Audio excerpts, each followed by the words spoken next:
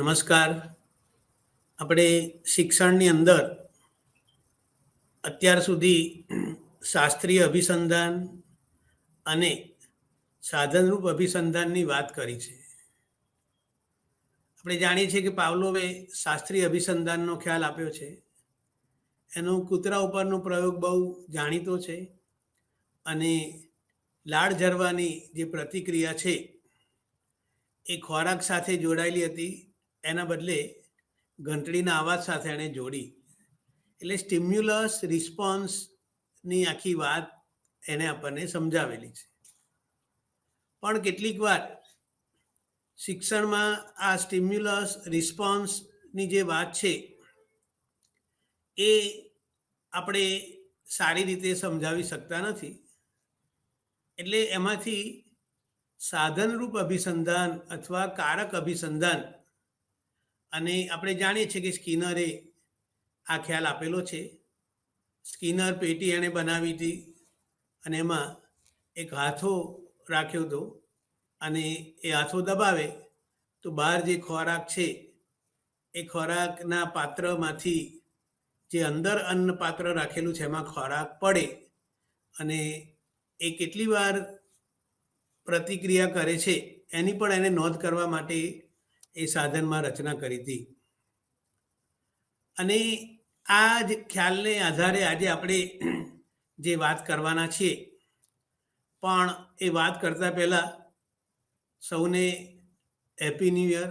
2023નું વર્ષ આપણી શૈક્ષણિક કારકિર્દીમાં ખૂબ મદદરૂપ થાય અને આપણે આગળ ને આગળ ડિગ્રી મેળવીએ એવી શુભેચ્છા સાથે આજે આપણે જે વાત કરવાના છીએ એ જે સાધનરૂપ અભિસંધાન છે એના વ્યવહારિક ઉપયોગની વાત કરીશું.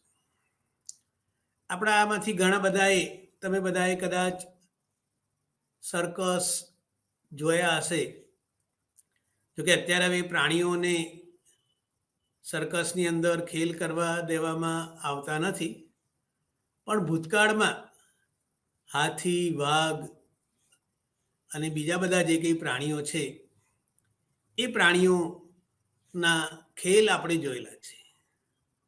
અત્યારે આપણે ફિલ્મોમાં પણ ઘણીવાર જોઈએ છે કે ભાઈ ફિલ્મોની અંદર પણ પ્રાણીઓનો ઉપયોગ કરીને જુદા જુદા કાર્યો કરવામાં આવતા હોય છે.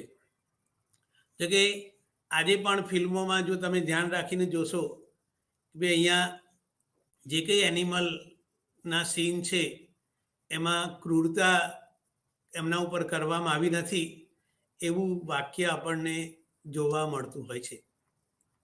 તો આ પ્રાણીઓ અને જે સર્કસના પ્રાણીઓ અને એ લોકોને ફિલ્મોના જે પ્રાણીઓને આપણે ઉપયોગ કરીને જુદા જુદા સ્ટન્ટ કરવામાં આવે તો એ કેવી રીતે શીખવાડવામાં આવે છે. પ્રાણીઓનું વર્તન સરળ હોય છે, પણ અહીંયા આ સર્કસમાં અને ફિલ્મોમાં પ્રાણીઓ પાસે જટિલ વર્તન કરાવવામાં આવે છે. તો એના માટે જે કન્સેપ્ટ છે એ છે શેપિંગ અને ચેનિંગ. શેપ આપવો એટલે કે આકાર આપવો, અને ચેન એટલે શૃંખલા, વર્તનની જે કંઈ શૃંખલા છે કે ભાઈ ચેન, જેને આપણે જોઈએ કે ભાઈ કોઈ સાંકળ હોય, તેમાં એક કડી હોય, બીજી હોય, ત્રીજી હોય, અને એ રીતે આખી ચેન જે બને તો એ આપણે એને દ્વારા આપણે આ જે સર્કસના પ્રાણીઓ અને જે ફિલ્મોના પ્રાણીઓમાં જોવા મળતા સ્ટન્ટને આપણે સમજવા પ્રયત્ન કરીશું. તો આપણને બધાને કદાચ ખબર હશે કે ભાઈ કુંભાર હોય અને પછી એ માટીમાંથી વાસણ બનાવે તો આપણે જો જોયું હોય કે ભાઈ ચાકડા ઉપર ગોળ ચાકડો હોય અને પછી એ ફેરવે અને પછી ઉપર માટીનો લોંદો મૂકે, ગઠ્ઠો મૂકે, સાદી ભાષામાં કહીએ, અને પછી ધીરે ધીરે ધીરે ધીરે ધીરે ધીરે એમાંથી એ આકાર આપીને એમ કે એ ઘડાનું રૂપ કે ફાઇનલ જે છે એટલે એ શેપ આપે છે. શરૂઆતમાં માટીનો જ ખાલી એક આકાર હોય છે, પણ ધીરે ધીરે ધીરે એ શેપ આપીને એ જુદા જુદા વાસણો જેને માટીના કહીએ એ આકાર આપતો હોય છે. તો અહીંયા પણ પ્રાણીઓને એક નવા વર્તનને શીખવવા માટે એના વર્તનને આપણે ધીરે ધીરે શેપ આપીએ છીએ અને જેમાં એ ઈચ્છિત વર્તન કરે કે ભાઈ આપણે એને ધીરે ધીરે શીખવાડીને આપણે જ્યારે ઈચ્છિત વર્તન કરીએ ત્યારે આપણે એમ કે એને જે નજીકનું વર્તન છે આપણે જે એની જોડે કામ કરાવવા માંગીએ છીએ, સાદી ભાષામાં કહીએ કે ભાઈ સર્કસમાં કોઈ ખેલ કરાવવા માગતું હોય કે ભાઈ એ સાયકલ ચલાવવાનું વર્તન હોય કે ભાઈ ચિમ્પાન્જી સાયકલ ચલાવતો હોય અથવા હાથીઓ ફૂટબોલ રમતા હોય કે વાઘ એમ કે સળગતામાંથી બહાર રિંગમાંથી નીકળે અથવા આપણે જોઈએ છીએ કે ભાઈ પ્રાણી વાહન ચલાવતું ગાડી ચલાવતું બતાવવામાં આવે અથવા તો એમ કે એ કોઈ ઘરની અંદર જઈને એમ કે કોઈ સ્ટન્ટ કરે. તો અહીંયા આપણે આ એના જે વર્તનો છે એને શેપ આપીએ છીએ અને એ લક્ષિત વર્તનની દિશામાં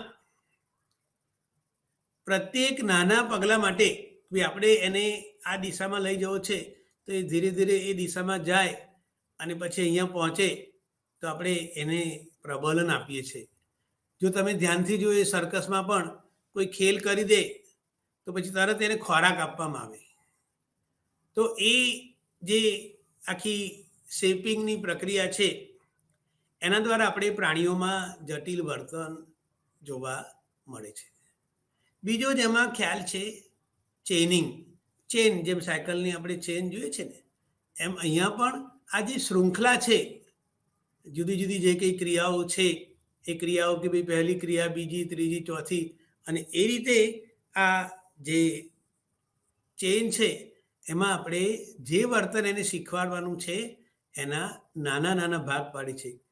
પહેલાં આ વર્તન શીખવાડીએ, પછી બીજું શીખે, પછી એના આધારે ત્રીજું અને ચોથું અને એમ એ રીતે એ જે આખી ચેન છે એ આપણે શીખવાડી છે. અને પછી આપણે નક્કી કરીએ છીએ એ શ્રેણીમાં જે લક્ષિત વર્તન છે આપણું જે ધ્યેય છે કે ભાઈ એ ગાડી ચલાવવાનું શરૂ કરે ત્યાં સુધી આપણે એને પહોંચાડવો છે. તો ધીરે ધીરે આપણે પહેલાં એને ગાડીમાં કેવી રીતે બેસવું, શું કરવું અને એ બધી બાબતોને આપણે શીખવાડીએ અને જેવો એ ગાડી ચલાવવાનું શરૂ કરે તો આપણે એને એમ કે આપણું જે લક્ષિત વર્તન છે જેને આપણે અંતિમ સોપાન કહીએ એ પૂરું કરે તો આપણે એને એમ કે ખોરાક આપીએ છીએ અથવા તો પ્રબલન આપીએ છીએ. તો એ રીતે આપણે એને શીખવાડવા પ્રયત્ન કરીએ છીએ. તો આ રીતે બાળકોને પણ, નાનું બાળક હોય તો એને આપણે એમ કે ચમચીથી ખાતા શીખવાડવા માંગીએ છીએ તો શું કરીએ છીએ બી પહેલાં ચમચી પકડે, પછી એ મોઢા સુધી લઈ જાય અને એ ખોરાકમાં એ કરે અને પછી એ ખોરાક લે ચમચી વડે અને એમાં પણ આપણે એમ કે આ જે શેપિંગ અને ચેનિંગની પ્રક્રિયાનો ઉપયોગ કરીએ છીએ. આપણા ઘણા બધા વર્તનો જે છે એ આ રીતે એમ કે એ થયેલા છે. ત્યાર પછી એક પ્રેમક સિદ્ધાંત જેને કહીએ એ એક મનોવૈજ્ઞાનિક હતો, એણે એક ખ્યાલ આપેલો છે કે ભાઈ વધુ પસંદ વર્તનને કે ભાઈ બે પ્રકારના, ઓછા પસંદગીવાળા વર્તન અને જેને આપણે વધારે પસંદ કરીએ એવા વર્તન. તો ઓછા પસંદગીવાળા વર્તન કરે ત્યારે આપણે એને પ્રબલન આપતા નથી, પણ વધારે પસંદગીવાળા આપણે જે ઈચ્છતા હોઈએ કે ભાઈ આવું વર્તન કરે અને એ જો વર્તન કરે તો એને આપણે પ્રબલન આપીએ તો શું થશે, જે આપણે ઈચ્છીએ છીએ આપણું જે પસંદગીવાળું વર્તન છે એ વર્તનને એ વધારે સારી રીતે કરશે અથવા તો એ જલ્દી શીખી જશે. કે ભાઈ ઓછા પસંદગીવાળા વર્તનને આપણે પ્રબલન આપતા નથી એટલે ધીરે ધીરે એ વર્તન એનામાં જોવા મળશે નહીં, પણ જે વધારે પસંદગીવાળું છે એ વર્તન જો કરે તો આપણે પ્રબલન આપીએ અને એ રીતે એ જોવા મળે. દાખલા તરીકે આપણે જોઈએ છીએ નાના બાળકો હોય, ભાઈ માતા બાળકને એવી ટેવ પાડવા માગતી હોય કે ભાઈ પહેલાં વાંચે 20 મિનિટ માટે અને વાંચ્યા પછી એને રમવા જવા દેવામાં આવે.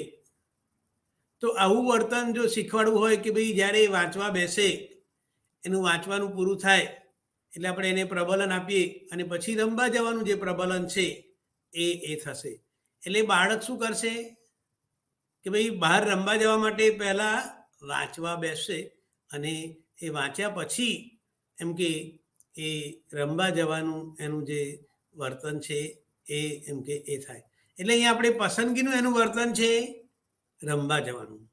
તો એને આપણે કરવા માટે શું કરીએ છે કે ભાઈ તારે આ 20 મિનિટ વાંચવું પડશે, તો આપણે એને એ કરીએ છીએ.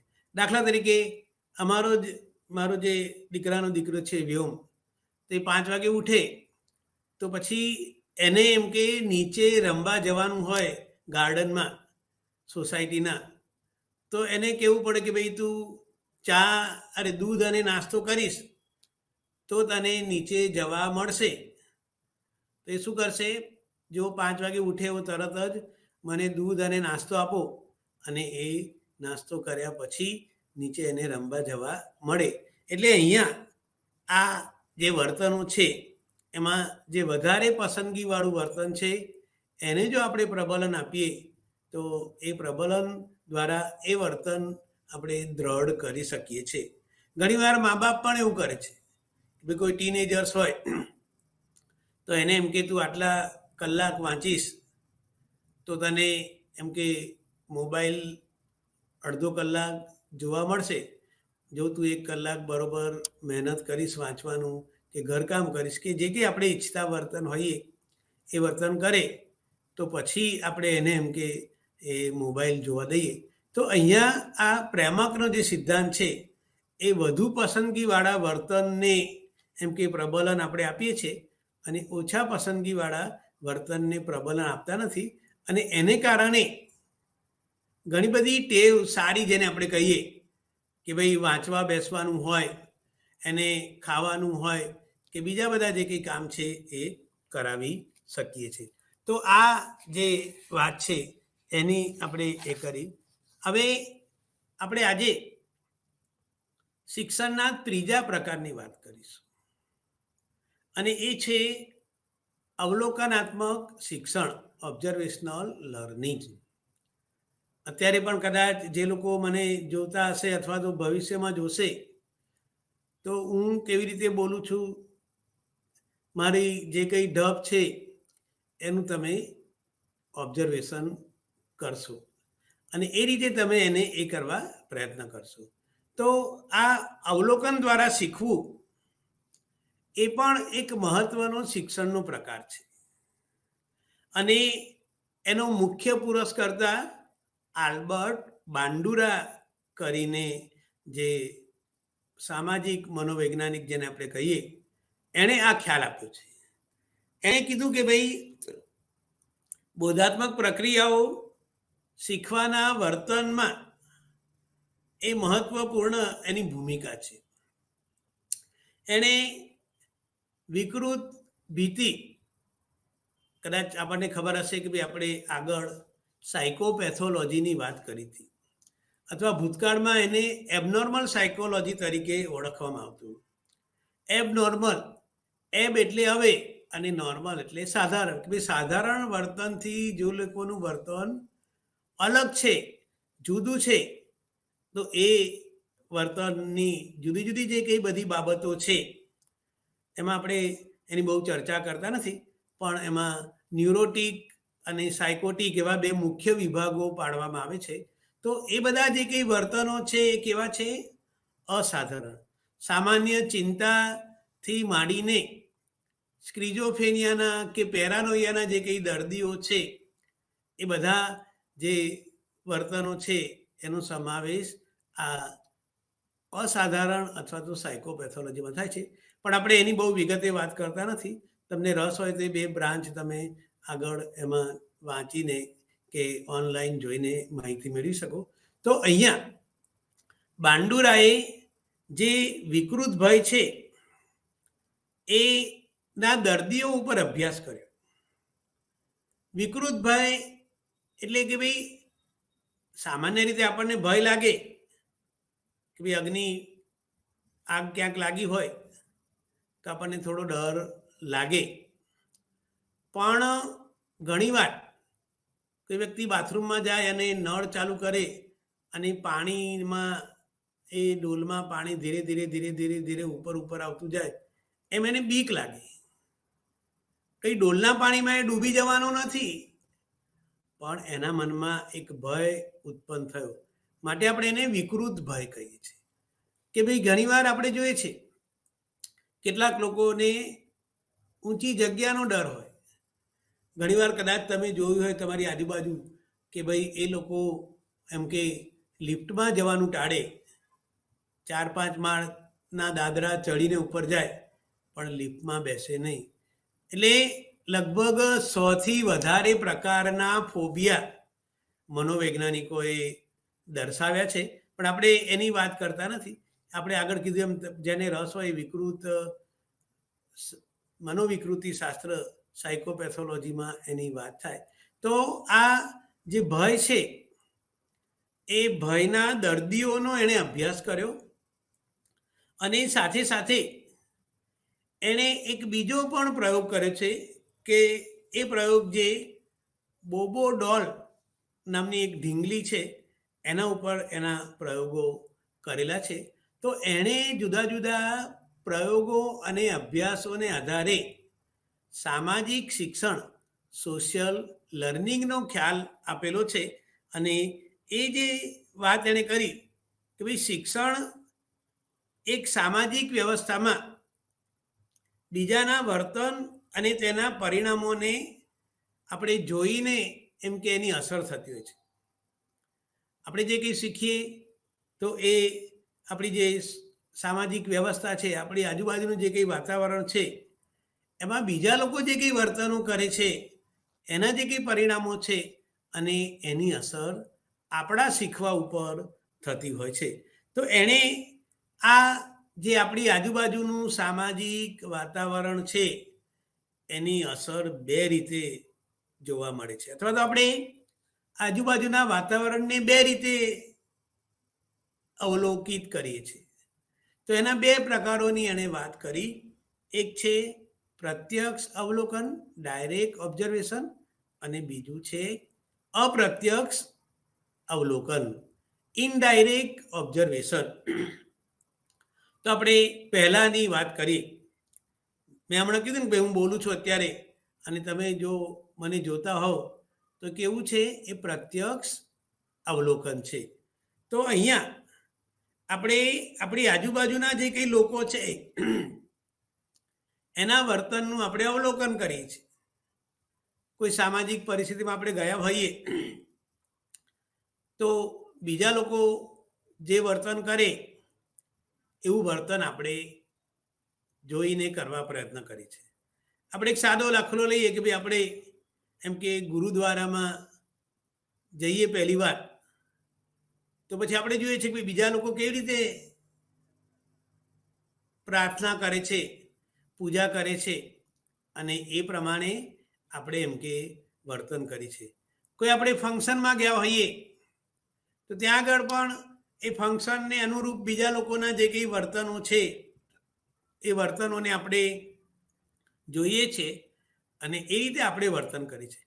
એટલે અહીંયા બીજી વ્યક્તિઓ પ્રત્યક્ષ રીતે આપણી સમક્ષ હાજર છે અને એ વ્યક્તિઓના વર્તનનું આપણે અવલોકન કરીએ છીએ અને એ રીતે આપણે શીખીએ છીએ, અથવા તો એનું અનુકરણ કરીએ છીએ કે ભાઈ કોઈ એમ કે આ રીતે એ કરતો હોય તો આપણે પણ પછી એ રીતે એને એ કરવા પ્રયત્ન કરીએ. કે ભાઈ નાનું બાળક હશે તો એ કોકના ત્યાં આપણે જઈએ અને આપણે જે રીતે વર્તન કરીએ તે બાળક આપણા વર્તનને જોશે, એનું નિરીક્ષણ કરશે અથવા તો અવલોકન કરશે અને એ પણ તે પ્રમાણે વર્તન કરવા પ્રયત્ન કરતો હોય છે. તો એ બધી વાત કે ભાઈ આપણને બધાને ખબર છે કે ભાઈ ફિલ્મોમાં કે ખેલાડીઓ કે રાજકીય નેતાઓ હોય એ લોકોના વર્તનનું આપણે અવલોકન કરીએ છીએ. કે ભાઈ કોઈ ફેશન આપણે કરતા હોઈએ તો ફલાણા હીરો કે હિરોઈને આ પ્રકારની ફેશન કરી છે, એના હેરસ્ટાઇલની, એના કપડાની, એની ચાલવાની જે કંઈ બાબતો છે, તો આપણે એનું અવલોકન કરીએ છીએ અને પછી આપણે એને એ રીતે વર્તન કરે છે. ભાઈ કોઈને પૂછે કે ભાઈ આવા કેમ કપડાં પહેરે છે, તો કે ફલાણા વ્યક્તિ, ફલાણા ક્રિકેટર એમ કે કર્યું છે. અને ઘણીવાર જોઈએ છે ને આપણે કે ભાઈ જે જાહેરાત કરનારાઓ છે એ બહુ જ હોશિયાર હોય છે કે ભાઈ દરેક વ્યક્તિનો કોઈને કોઈ રોલ મોડેલ હોય છે. જુદા જુદા નેતાઓથી માંડીને આપણે હમણાં વાત કરી, અભિનેતા, અભિનેત્રી, ખેલાડીઓ, સ્પોર્ટ્સ પર્સન, મહિલા ખેલાડીઓ હોય, અને એ બધાને આપણે પ્રત્યક્ષ એનું અવલોકન કરીએ છીએ અને પછી આપણે એમ કે આપણું વર્તન થતું. એટલે સામાજિક ધોરણો, સામાજિક પરિસ્થિતિ એ આપણા વર્તનને ઘડવામાં બહુ મહત્વની છે.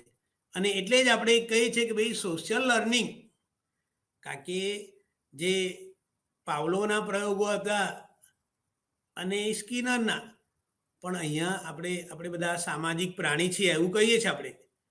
તો આપણે એમ કે જ્યાં જઈએ ત્યાં એ જે કંઈ પરિસ્થિતિ હોય એમાં જે લોકો વર્તન કરતા હોય એનું આપણે અવલોકન કરીએ છીએ અને એ અવલોકન કરીને આપણે શીખીએ છીએ.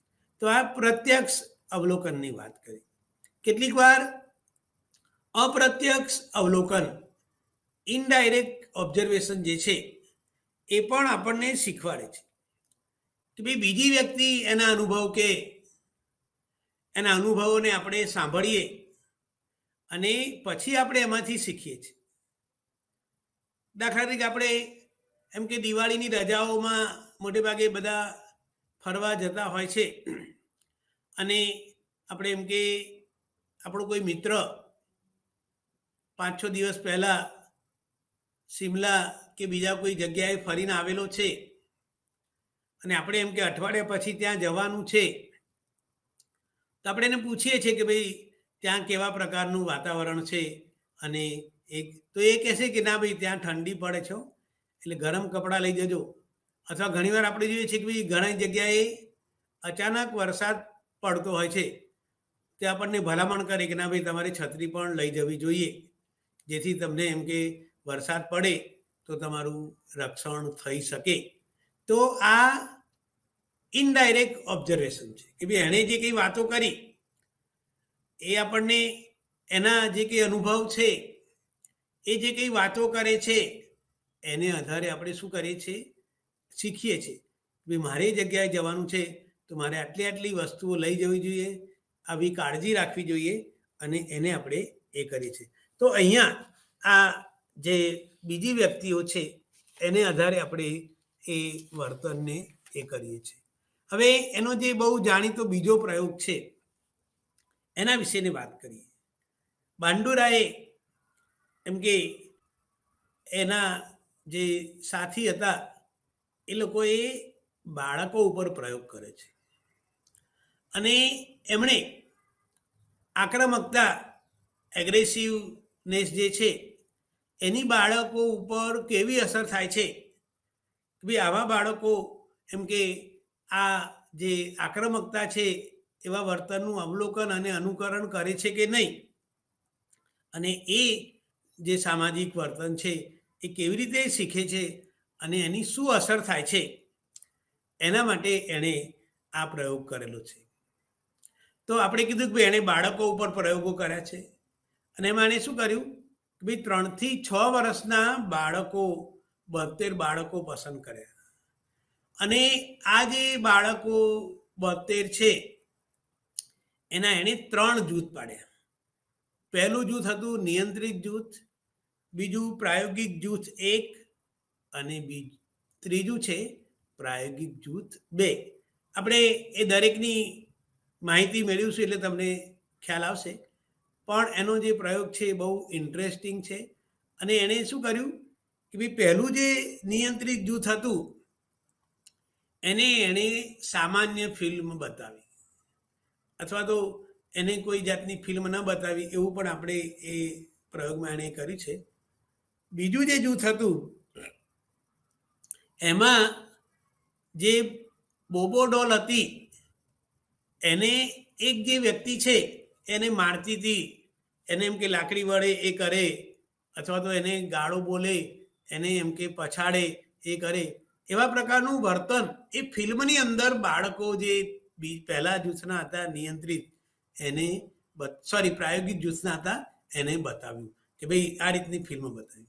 જે પ્રાયોગિક જૂથ 2 જેને આપણે ત્રીજું જૂથ કહીએ, તો એમાં જે મોડેલ હતો એ જે બોબો ડોલ છે એની સાથે એમ કે એને હાથ ફેરવતો હતો, એને એમ કે હગ કરતો હતો, એની સાથે રમતો હતો અને એ રીતે એની જોડે ફ્રેન્ડશિપ જેને કહીએ અને શાંતિપૂર્ણ રીતે વર્તન કરતો હોય એવું એ ફિલ્મમાં બતાવવામાં આવ્યું કે ભાઈ એ જૂથના જે બાળકો છે એની સમક્ષ એમ કે આવા પ્રકારની ફિલ્મ બતાવવામાં આવી.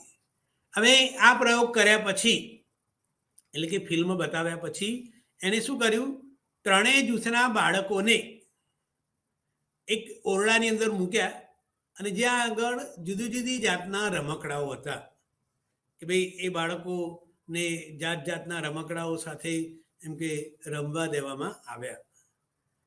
તો શું પરિણામ જોવા મળ્યું?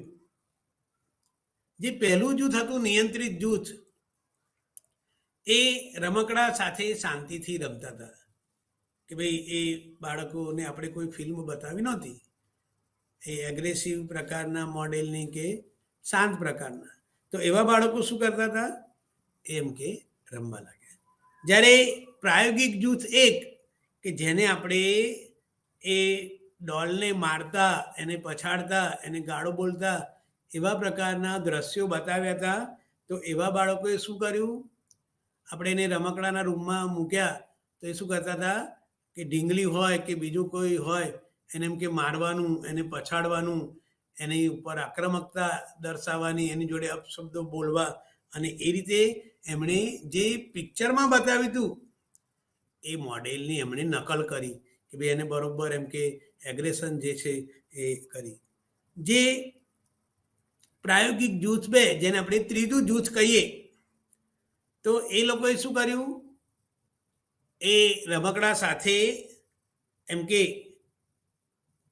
કોઈ જાતનું આક્રમકતા દર્શાવી નહીં કે ભાઈ એ લોકો શાંતિથી એની જોડે રમતા હતા, એને પંપાડવાનું કે બીજા બધા પ્રકારના વર્તનો જોવા મળ્યા કે જેને આપણે ફિલ્મમાં બતાવી હતી કે જેમાં મોડેલ એમ કે બાળકો જે રમકડા સાથે રમતા હોય તો એ જે રમકડાઓ છે એની સાથે શાંતિથી અને એક જાતની મિત્રતા જેને કહીએ એવા પ્રકારનું એ ફિલ્મ.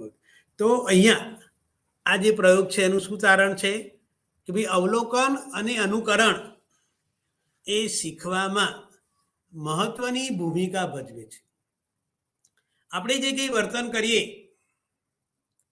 આપણે કહીએ છીએ ભાઈ નાનું બાળક હોય તો ઘણીવાર એ નીચે રમવા જાય અને પછી ઘણીવાર અપશબ્દો બીજા બાળકોને બોલતા જુએ અને પછી ઘરે આવે તો એ બોલવા લાગે, તો મા બાપને આશ્ચર્ય થાય, પણ એમાં બાળક શું કરે છે, જે નીચેની સામાજિક પરિસ્થિતિ છે એનું અવલોકન કરે છે અને અનુકરણ કરે છે. એટલે બાળકોમાં આ જે માતા પિતાના વર્તન છે એનું અનુકરણ અને બીજા જે મોટા લોકો છે કે ઘણીવાર આપણે જોઈએ કે બાળકને સ્કૂલમાં મૂકીએ, નર્સરી હોય, જુનિયર સિનિયર હોય, તો એના જે કંઈ ટીચરો જે વર્તન કરે એ વર્તનનું પણ એ અવલોકન અને અનુકરણ કરતા હોય છે. તો આ જે આપણે અવલોકનના શિક્ષણની વાત કરી, તો એની પ્રક્રિયા જો આપણે સમજીએ તો એ પ્રક્રિયા સમજવાથી આપણને એના વિશેનો વધારે ખ્યાલ આવશે. તેમાં ચાર બાબતોની આપણે વાત કરીશું. એક છે ધ્યાન, પછી ધારણ, ત્રીજું ઉત્પાદન અથવા રજૂઆત, અને ચોથું છે પ્રેરણા. જ્યારે જ્યારે આપણે અવલોકનના શિક્ષણની વાત કરીએ ત્યારે આ 4 બાબતોને આપણે સમજવા પ્રયત્ન કરીશું તો કદાચ આપણે આ શિક્ષણના ખ્યાલને વધારે સારી રીતે સમજી શકીશું. તો તો પહેલું છે ધ્યાન. કે ભાઈ શીખવા માટે, જેમ તમારે અત્યારે તમે શીખો છો તો હું જે કંઈ બોલું છું એનું તમારું સાંભળવામાં ધ્યાન છે. હું જે કંઈ બોલું એ તમે ટીવી પર સ્ક્રીન ઉપર જોતા હોવ અને સાથે સાથે સાંભળતા પણ હોવ. હું કોઈ આકૃતિ બતાવું તો તમે શાંતિથી જોશો અને એ પ્રમાણે તમે એને એમ કે અવલોકન કરીને અને એ રીતે શીખવા પ્રયત્ન કરશો. તો અવલોકન દ્વારા શીખવું હોય તો પહેલી કન્ડિશન શું છે? આપણે ધ્યાન આપવું પડે. જો આપણે બેધ્યાન રહીએ, આપણે ધ્યાન ના આપીએ તો આપણે અવલોકન કરી શકતા નથી. એટલે અવલોકન માટે જે બાબતો આપણે ધ્યાનપૂર્વક જોઈએ છે, એનું અવલોકન કરીએ છે, તો એવી બાબત શીખવામાં સરળતા રહે છે. પછી આપણે કહીએ છીએ ને ઘણી વાર કે ભાઈ શિક્ષક વર્ગમાં કોઈ વસ્તુ શીખવાડે, પછી કોઈ પૂછે ટીચર કોઈને, આપણે ધ્યાન રાખીને અવલોકન કરવું જોઈએ. બીજું છે ધારણા. ભાઈ આપણે જે કંઈ ધ્યાન રાખીને શીખીએ છીએ તો એ શીખેલું ભવિષ્યમાં આપણે એનું પુનરાવર્તન કરવાનું છે અને એટલે જ આપણે એ વર્તનને યાદ રાખવા પ્રયત્ન કરીએ છીએ. કે ભાઈ નાનું બાળક હશે તો એ મા બાપના વર્તનનું, શિક્ષકના વર્તનનું ધ્યાનપૂર્વક અવલોકન કરશે અને પછી એનું ધારણ કરશે. પછી ઘણીવાર આપણને આશ્ચર્ય થાય કે 3-4 દિવસ પહેલા આપણે કોઈ વર્તન કર્યું હોય અથવા ગયા અઠવાડિયે શિક્ષકનું અમુક વર્તન હોય એનું એ ધ્યાનપૂર્વક અવલોકન કર્યું હોય અને પછી પૂર્વ અભ્યાસ કરતા પહેલા માનસિક રૂપથી એ મનમાં એની ધારણ કરે છે અને એ કરવા પ્રયત્ન કરે છે. ત્રીજી વાત છે એનું ફરીથી રજૂ કરવાની વાત છે કે ભાઈ આ સોપાનમાં આપણે જે કઈ બાબતો ધ્યાનમાં રાખીને અવલોકિત કરી છે, જેનું આપણે પુનરાવર્તન કર્યું છે અને એ ફરીથી આપણે એને રજૂ કરીએ છીએ. એટલે જો આપણામાં કુશળતા હશે, આપણે ધ્યાન આપેલું હશે, આપણે એનું ધારણ કર્યું હશે તો આપણે એને ફરીથી રજૂ કરી શકીશું. પણ ધ્યાન ના આપ્યું હોય, આપણે એનું ધારણ ના કર્યું હોય તો પછી આપણે, એટલે અહીંયા આ જે છે એ પુનર રજૂઆત જે છે એ શેના ઉપર આધારિત છે કે ભાઈ એની કુશળતા ધ્યાનની અને એના ઉપર છે. અને ચોથું અને છેલ્લું છે પ્રેરણા. કે ભાઈ એ વર્તન કરવા માટે એનામાં પ્રેરણા હશે તો એ વધારે ધ્યાનપૂર્વક અવલોકન કરશે. એ પ્રેરણાને લીધે એનું ધારણ વધારે સારું હશે અને વધારે સારું ધારણ હોવાથી એ સારી રીતે રજૂઆત પણ કરશે. આપણે જોઈએ છે ને કે ભાઈ કોઈને કોઈ બાળક હોય તો એનામાં રમવાની પ્રેરણા હશે તો એ બધી બાબતોનું અવલોકન કરશે. સાદો દાખલો લઈએ કે ભાઈ ટીવી ઉપર મેચ ચાલતી હોય અને એને ક્રિકેટમાં રસ છે, એને ક્રિકેટર બનવું છે, એની પ્રેરણા આ ખેલાડી બનવાની છે, તો એ શું કરશે? ધ્યાનથી એ પ્રોગ્રામ જોશે. એ મનમાં કેવી રીતે બોલ નાખે છે, કેવી રીતે બેટિંગ થાય છે, કેવી રીતે ફિલ્ડિંગ થાય છે એનું ધારણ કરશે અને પછી જ્યારે એ રમવા જશે ત્યારે એ જે ધારણ થયેલું છે એને ફરીથી રજૂ કરવાની જે વાત છે, તો અહીંયા આ પ્રેરણા જે છે એ પ્રેરણા એમ કે મહત્વની છે.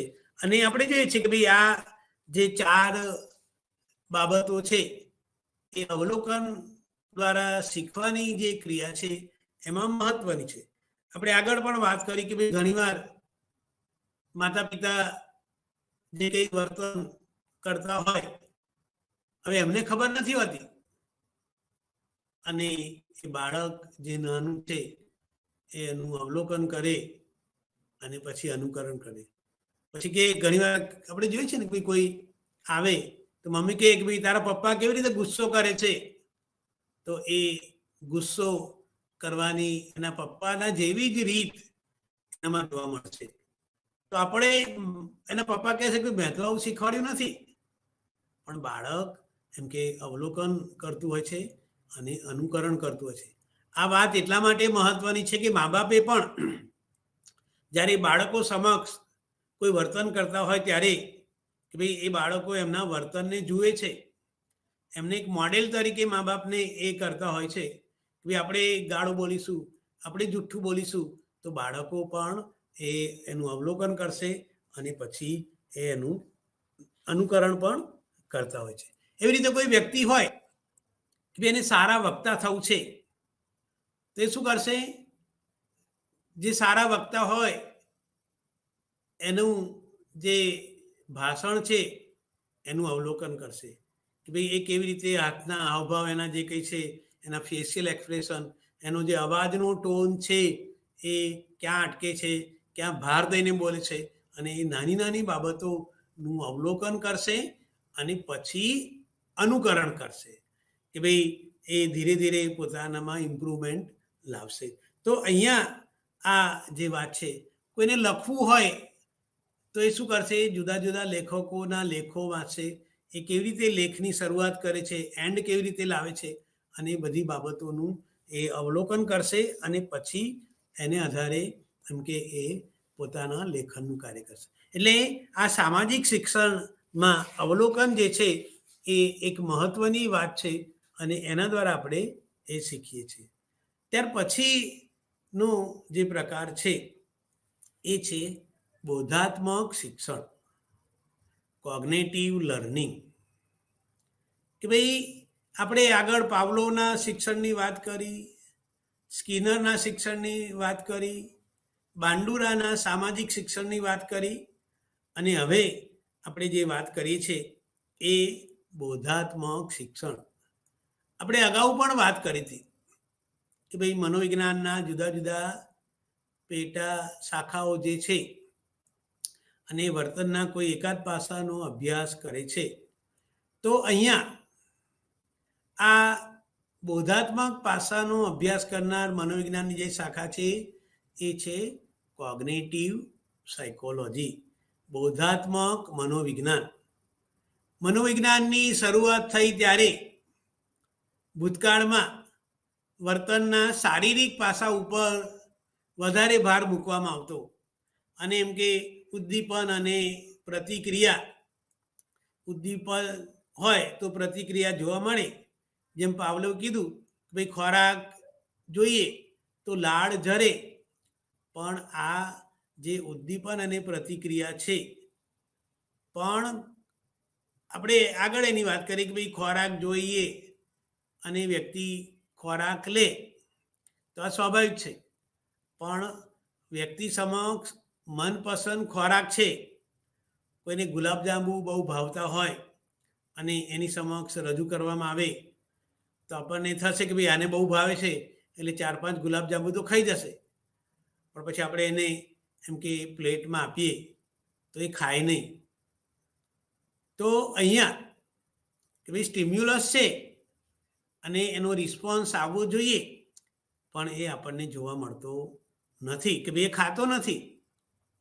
તો એમાં એને સમજવા માટે આપણે એના બોધાત્મક પાસા વિશેની જાણકારી મેળવવી પડે કે ભાઈ આજે એની તબિયત સારી નથી માટે એ ખાતો નથી, અથવા થોડા દિવસ પહેલાં એમ કે ડૉક્ટરે કીધું કે તમને ડાયાબિટીસ છે, તમારે ગળ્યું કશું ખાવાનું નથી, અથવા આજ એને અપવાસ હોય કે ભાઈ એમાં એ ખાઈ શકે નહીં, અથવા એનું પેટ ભરેલું હશે, એને બરોબર ક્યાંક ગયો હશે પાર્ટીમાં અને સાદી ભાષામાં કહીએ કે ભાઈ દાબી દાબીને ખાધું હશે, તો હવે જરાય પણ ભૂખ નથી એને, અને એમ કે એ કશું બીજું ગમે તે એનું મનગમતું ઓફર થાય છતાં એ ખાતો નથી.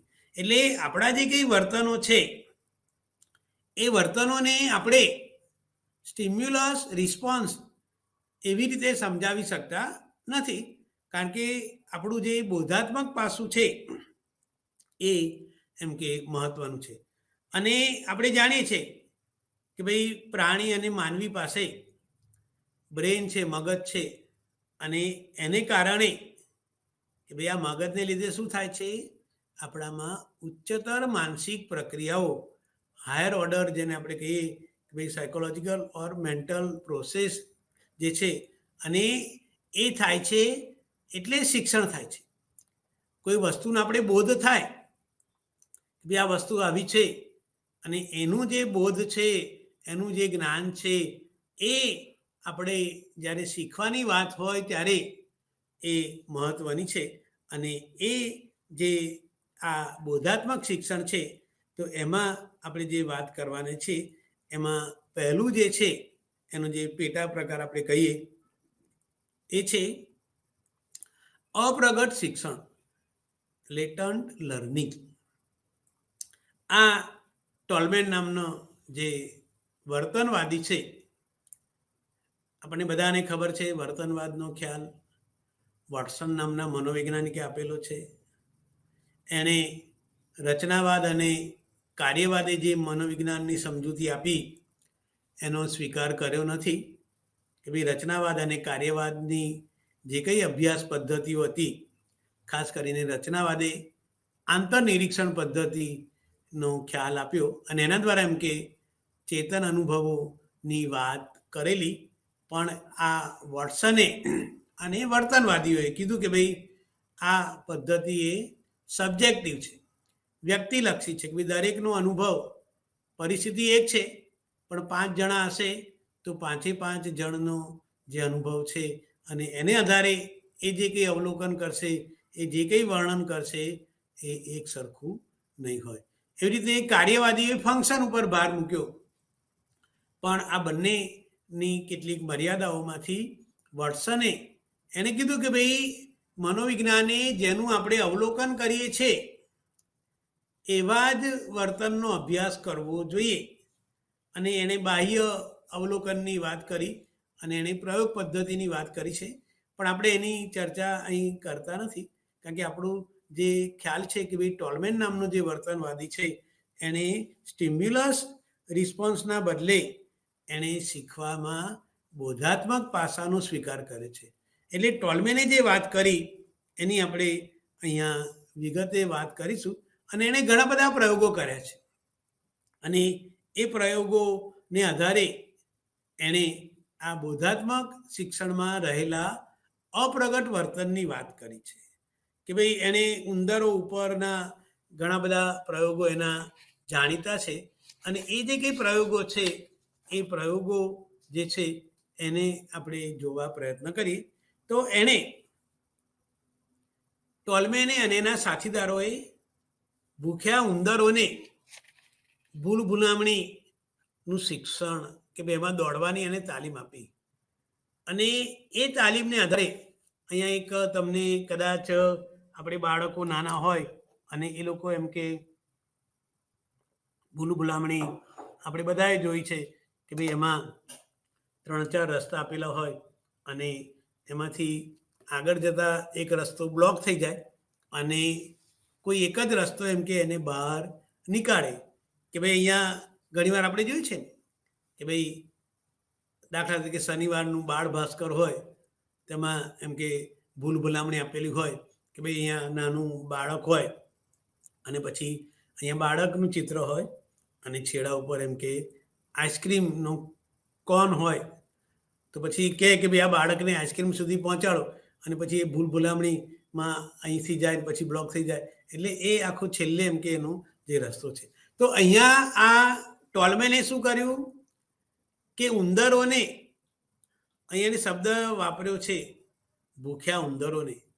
જો આપણને ખબર હોય કે ભાઈ સ્કિનરના પ્રયોગમાં ભૂખ્યો ઉંદર એવો શબ્દ રાખ્યો છે. ભાઈ ઉંદરે બરોબર ખાધેલું હોય ને પછી સ્કિનર પેટીમાં મૂકીએ તે હાથો દબાવવાનું વર્તન કરવાનું નથી કે ભાઈ એને ખોરાકમાં રસ નથી. એટલે આ ટોલમેને પણ શું કર્યું, ભૂખ્યા ઉંદરોને ભૂલભુલામણીમાં દોડવાનું શીખવાડ્યું અથવા તો તાલીમ આપી. કે ભાઈ એણે કેટલાક ઉંદરો લીધા અને આપણે જાણીએ છીએ કે ભાઈ સામાન્ય રીતે ભૂલભુલામણીમાં એક એમ કે સ્ટાર્ટિંગ પોઈન્ટ અને એક ગોલ હોય છે અને વચમાં બ્લાઇન્ડ એલી, અંધ ગલીઓ હોય છે કે ભાઈ ત્યાંથી આગળ જાય તો રસ્તો બંધ હોય એટલે પછી પાછો આવે અને પાછો એ બીજા રસ્તે જાય અને એ રીતે એને થાય. તો એને આ ઉંદરોને આ તાલીમ આપી ભૂલભુલામણીમાં દોડવાની. પછી એને આધારે એને 3 જૂથ પાડ્યા. પહેલું જે જૂથ છે કે જેને એને ઇનામ આપ્યું હતું, જેને આપણે ઇનામ જૂથ કહીએ, એવું એક જૂથ પાડ્યું. બીજું જૂથ પાડ્યું એને નો રિવોર્ડ, કોઈ જાતનું ઇનામ એને આપવાનું નહીં એવું જૂથ બનાવ્યું. અને ત્રીજું નો રિવોર્ડ અને રિવોર્ડ, કે ભાઈ પ્રબલન અથવા તો ઇનામ આપવામાં આવે અને ન પણ આપવામાં આવે. તો આવા ઉંદરોના 3 જૂથ એમણે બનાવ્યા. આપણે આગળ વાત કરી કે ભાઈ ભૂખ્યા ઉંદરો રાખ્યા હતા, એમને ભૂલભુલામણી પસાર કરવાની તાલીમ આપેલી છે. અને પછી એણે જે ઇનામ જૂથવાળું હતું એને શું કર્યું, આ ભૂખ્યા ઉંદરોને અંતે ભોજનની સાથે એક જટિલ ચક્રવ્યૂહમાં રાખ્યા. જે ઇનામ જૂથવાળું હતું એને એમ કે આ રીતે કર્યું. જે નોન રિવોર્ડ ગ્રુપ હતું, ભાઈ ભૂલભુલામણીમાંથી સફળતાપૂર્વક બહાર આવ્યા પછી એને ખોરાક આપવામાં નહોતો આવતો. ભાઈ 1 વાર 2 વાર 4 વાર બહાર આવે પણ એને ખોરાક આપવામાં ન આવે. અને ત્રીજું જે જૂથ હતું કે ભાઈ જેને આપણે કીધું કે ભાઈ ખોરાક આપવામાં પણ આવે અને ન પણ આપવામાં આવે, રિવોર્ડ અને નોન રિવોર્ડની એને જૂથ બનાવ્યું. તો પહેલા 10 પ્રયત્નો માટે કોઈ ખોરાક આપવામાં ના આવે. પહેલા પ્રયત્નમાં એ ભૂલભુલામણીમાં અંદર જાય અને આમ ફરતો ફરતો પછી બહાર આવે. એવી રીતે બીજી વાર, ત્રીજી વાર અને એવી રીતે 10 વાર બહાર આવે. અને પછી 11મી વાર બહાર આવે ત્યારે એને ખોરાક આપવામાં આવે. એટલે એણે શું કર્યું, આ રીતે એને 3 જૂથને આ શિક્ષણ એણે આપ્યું. એના શું પરિણામ આવ્યા એની આપણે વાત કરીએ. જે પહેલું જૂથ હતું જેને ઇનામ જૂથ આપણે કહીએ, તો એ જૂથમાં શું જોવા મળ્યું, એ ઉંદરોએ પોતાના લક્ષ્ય સુધી પહોંચવા માટે પ્રત્યેક આગળના પરીક્ષણમાં ઓછો સમય લીધો. કે ભાઈ એને આપણે ગોલમાં અહીંયા સ્ટાર્ટિંગમાં મૂકીએ, પછી ફરતું ફરતું અહીંયા ગોલ સુધી આવે, ખોરાક આપીએ તો પહેલાં એમ કે 10 મિનિટ થઈ હોય, પછી આપણે બીજી વાર મૂકીએ તો ફરી પાછો એમ કે આવે તો એને 9 મિનિટ થઈ. અને એમ કરતાં કરતાં જેમ જેમ પ્રયત્નો વધતા ગયા એમ એનામાં જે ભૂલભુલામણી છે એ બહાર નીકળીને ખોરાક લેવામાં એને ઓછો સમય લાગ્યો. બીજું જે જૂથ હતું કે જેને આપણે કોઈ જાતનો રિવોર્ડ નહોતો આપ્યો, એ પોતાના સમય અને ભૂલોમાં બહુ જ ઓછો સુધારો દર્શાવ્યો. કે ભાઈ દાખલા તરીકે એને એક પ્રયત્નમાં 15 મિનિટ થતી હોય તો આપણે એમ કે 10 પ્રયત્નો આપ્યા હોય તો લગભગ 10મા પ્રયત્નમાં એમ કે એને 14 કે 15 મિનિટ આપણે કીધું કે 14 મિનિટ થાય. એટલે અહીંયા સમય આમ તો જેમ જેમ પ્રયત્ન વધે એમ એનો સમય ઘટવો જોઈએ, પણ એવું જોવા મળ્યું નહીં. કે કારણ કે એને કોઈ બદલો મળતો નહોતો કે ભાઈ એ ભૂલભુલામણી બહાર આવે ગોલ પોઈન્ટે તો એને કશું મળે નહીં. એટલે એના ભૂલો પણ એમ કે બહુ જેટલી હતી કે ભાઈ ભૂલ આપણે અહીંયા અંધગલીમાં કેટલી વાર જાય છે એને આધારે કે ભાઈ 10 વાર 5 વાર અને એ રીતે એમાં પણ એમ કે બહુ ઘટાડો જોવા મળ્યો નહીં. એટલે સમય જે છે એ પહેલા પ્રયત્નમાં જેટલો લાગતો હતો એટલો લગભગ 10મા પ્રયત્નમાં પણ લાગ્યો. પહેલા પ્રયત્નમાં જે કંઈ ભૂલો થઈ હતી તેનાથી 2-3 ઓછી ભૂલો એમ કે આ 10મા પ્રયત્નમાં થઈ, કારણ કે આપણે એને કોઈ બદલો આપ્યો નહોતો. જે ત્રીજું જૂથ છે કે જેને આપણે 10 પ્રયત્નો ભૂલભુલામણી પસાર કર્યા અને 11મા પ્રયત્ને આપણે એને ખોરાક આપેલો છે, તો એનામાં શું જોવા મળ્યું, ઉંદરોમાં શરૂઆતમાં એમની જે ત્રુટિ છે એમાં બહુ ઓછો સુધારો જોવા મળ્યો. કે ભાઈ સમય વધારે જતો હતો, ભૂલો વધારે જોવા મળતી હતી. પણ એકવાર જ્યારે એમને ભોજનના સુગંધ આવી તો એને લીધે શું જોવા મળ્યું કે ભાઈ એમનામાં એક નાટકીય કે જેવું એમ કે આ સુગંધ આવે અને એ એમ કે એના 10મી વાર આપણે કર્યા પછી ખોરાક એને આપ્યો અને પછી ફરી જ્યારે એને મૂક્યું તો જેવો ખોરાકની સુગંધ આવે એવું તરત જ ફટાફટ જેને આપણે સાદી ભાષામાં કહીએ એ ભૂલો ઓછી કરતો હતો અને સમય પણ ઓછો જોવા મળ્યો. એટલે અહીંયા આ જે ત્રીજા જૂથના છે એમને ભૂલભુલામણી પસાર કરવામાં એમ કે ઓછો સમય જોવા મળ્યો.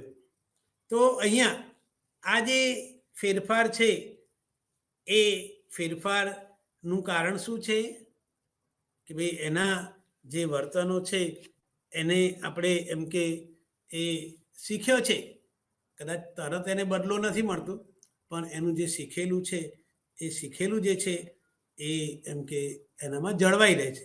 એટલે શિક્ષણ જે થાય છે એ શીખે છે તો ખરો પણ એને અભિવ્યક્ત કરતો નથી. અને પછી જ્યારે અનુકૂળ સ્થિતિ આવે કે ભાઈ એ ઝડપથી એમ કે ભૂલભુલામણી પસાર કરે અને જે ખોરાક બહાર છે એવો એને ખ્યાલ આવે તો એની ઝડપ વધી જાય, ભૂલો ઓછી થઈ જાય, સમય ઓછો જાય. તો અહીંયા એ સ્થિતિ પહેલાં અનુકૂળ નહોતી કે ભાઈ એને ખોરાક મળતો તો ન મળતો તો એ ખબર નહોતી, પણ પછી એને એમ કે એ થાય. તો અહીંયા આ ટોલમેનનો જે પ્રયોગ છે કે ભાઈ એ જે પ્રાણી ઉંદર જે છે એને આપણે આવી રીતે શીખવાડીએ તો આપણે જોયું કે ભાઈ બદલો મળે ના મળે અને એ શિક્ષણ તો એણે મેળવેલું છે અને પછી એ વ્યક્ત થતું હોય છે. એટલા માટે એણે અપ્રગટ એવો લેટન્ટ કે ભાઈ એ શીખેલો છે પણ એને વ્યક્ત પછી કરે છે અને માટે આપણે એને એ કહીએ છીએ. ત્યાર પછીનો જે પ્રકાર છે એ છે આંતરસૂઝ દ્વારા શીખવું, ઇનસાઇટ લર્નિંગ. આપણે આગળ વાત કરી કે ભાઈ સ્ટિમ્યુલસ રિસ્પોન્સ ઉદ્દીપક પ્રતિક્રિયા દ્વારા શીખાય છે. પછી જે પ્રતિક્રિયા કરે એને જ પ્રબલન આપવામાં આવે તો એનામાં એ પ્રતિક્રિયા દ્રઢ થાય. આપણે બીજાના વર્તનનું અવલોકન કરીએ અને એ અવલોકન દ્વારા આપણે એમ કે શીખવા પ્રયત્ન કરીએ છીએ. તો અહીંયા આ જે આંતરસૂઝ દ્વારા શિક્ષણનો ખ્યાલ આપણે આગળ પણ વાત કરી, જેમ હમણાં કીધું ને કે ભાઈ વર્તનવાદનો ખ્યાલ વોટસને આપેલો છે અને આ જે આંતરસૂઝ દ્વારા શિક્ષણનો ખ્યાલ છે એ જર્મન મનોવૈજ્ઞાનિક કોહલરે આપેલો છે. આપણે જાણીએ છીએ કે મનોવિજ્ઞાનની સૌ પ્રથમ પ્રયોગશાળા જર્મનીમાં લીપ્ઝિગ ખાતે શરૂ થયેલી છે અને અત્યારે આપણે કહીએ છીએ કે ભાઈ અમેરિકા કે યુરોપમાં પણ મનોવિજ્ઞાનના જે કેટલાક ખ્યાલો છે એનું ડેવલપમેન્ટ જર્મનીમાં થયેલું છે અને જર્મન મનોવૈજ્ઞાનિકોએ સમષ્ટિવાદનો ખ્યાલ આપેલો છે. એ લોકોએ આપણે થોડીક એની વાત કરીએ કે ભાઈ સમષ્ટિવાદ એટલે સમષ્ટિ એટલે હોલ. આપણે કોઈ વર્તન કરીએ તો એ વર્તન એમ કે નાના નાના ટુકડામાં કરતા નથી. કોઈ વર્તનને આપણે એમ કે સમજવું હોય તો એ એના 5 ભાગ 6 ભાગ જેવું વર્તન એવું આપણે એમ કે કરીને પછી આ બધા ભેગા કરીએ એટલે વર્તન થાય એવું આપણે જોવા મળતું નથી. આપણે સાદો દાખલો લઈએ કે ભાઈ કોઈ વાનગી બનાવવાની હોય કે ભાઈ દાખલા તરીકે જો કે અત્યારે આપણને બહુ ઓછો ખાવાનો અહેવાલ ખાનારા જે જૂનવાણી હોય કે ભાઈ લાડુ બનાવવાનું હોય તો એમાં લોટ, ગોળ કે ખાંડ, ઘી આ બધું એમ કે જે ભેગું કરવાનું છે તો કે એ બધું ભેગું કરી દઈએ તો કે લાડુ બનતો નથી.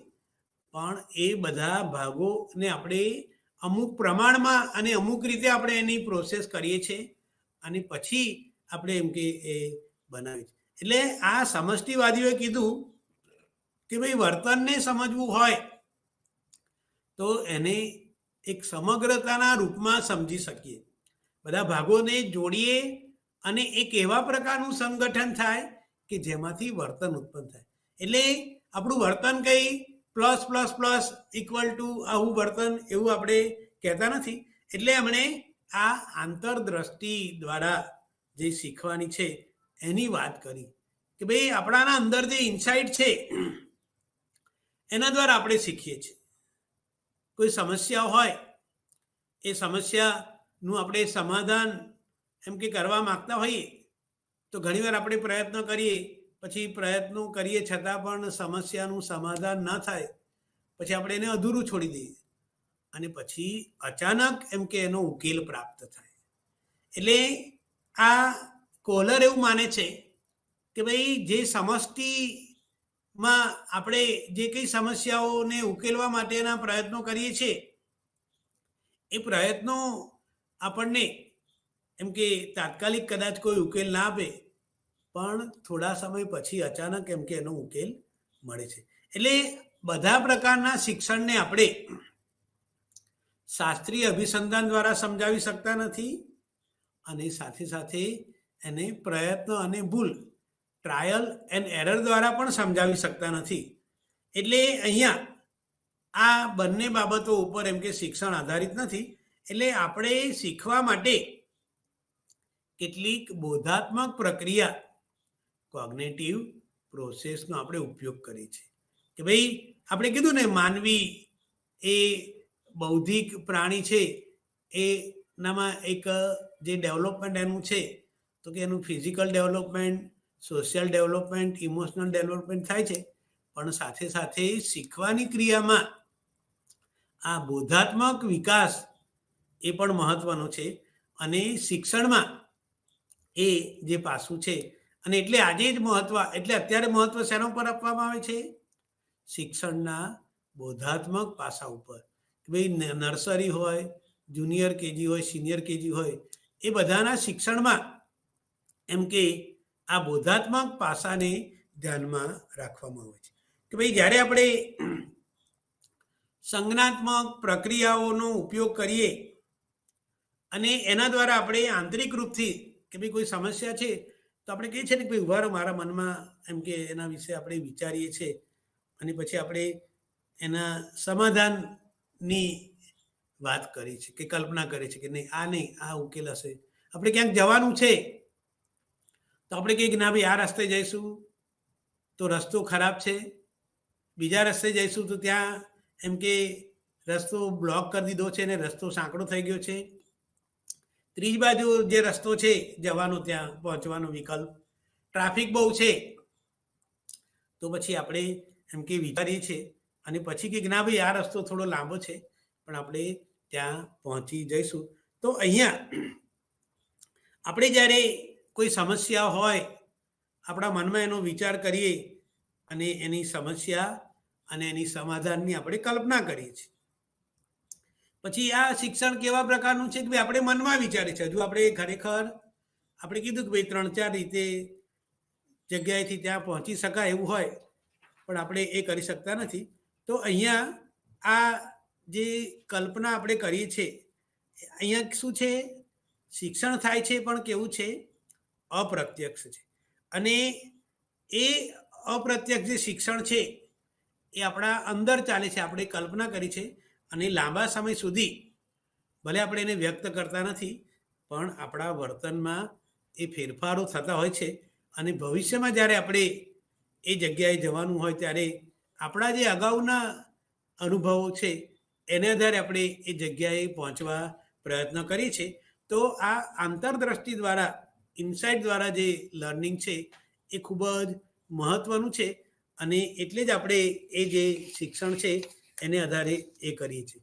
નેક્સ્ટ ટાઈમ આપણે આ આંતરદ્રષ્ટિ દ્વારા શિક્ષણની જ વાત કરીશું અને એમાં ઇન્ટરેસ્ટિંગ પ્રયોગ એણે જે કર્યો છે એ પ્રયોગોની વાત કરીને આપણે એને સમજવા પ્રયત્ન કરીશું. તો તમારી ઇનસાઇટ ડેવલપ થાય એવી શુભેચ્છા સાથે નમસ્કાર.